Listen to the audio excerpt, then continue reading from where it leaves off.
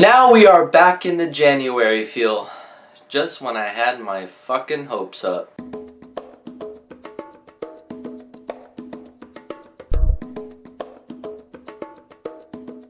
Okay, so The Wedding Ringer. So The Wedding Ringer stars Kevin Hart, and he's this sort of con artist who specializes in best man services for guys who basically have no friends. He puts on this whole charade to make it look like he's best friends with his client, but after they get married, he gets paid and he never sees them again. So now he gets hired by Josh Gad, who's marrying the hot chick from The Big Bang Theory, to be his best man, but the problem is, he has absolutely no friends. The two now have to team up to pull off the biggest fake best man wedding anyone can do.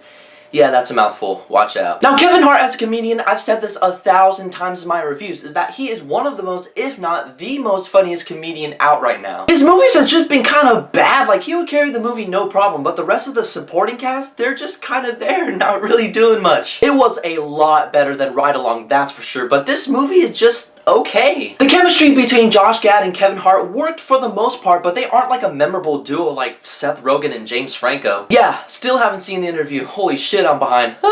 Josh Gad plays this sort of pulled back and quiet character, and once you see him, you're like, oh great, Kevin Hart's gonna carry this duo, isn't he? And he does. Even though Josh Gad had a few funny moments, it was Kevin Hart that carried the movie. Lucky for Josh Gad marrying the Big Bang Theory chick. I mean, come on, she's way too hot for him. But I have to give credit to this movie because he does point that out in the scene, and I was like, oh, okay, cool. She's kind of a bitch in this movie. She's like super demanding on all the wedding plans, like the sauce needs to have a distinct taste and the priest has to be like 5'5" or some shit. You know, all the stuff that don't matter in a wedding. Mark my words, I'm probably gonna go through all that shit when I get married, but in the meantime, no, screw that bullshit. But this movie as a whole in comedy, it just wasn't that funny. Yeah, there were a few chuckle moments here and there, but there wasn't a scene where I was busting up laughing, pissing my pants. In fact, a lot of scenes in this movie you're like, why did that even need to happen? You would watch the scene and you're like, there was no point in that. I can name off 3 movie scenes that were pretty unnecessary, and overall it just bumps the movie down for me. However, I was really surprised how this movie would sometimes gain focus from the mess it made. It had a few heartfelt moments where I was like,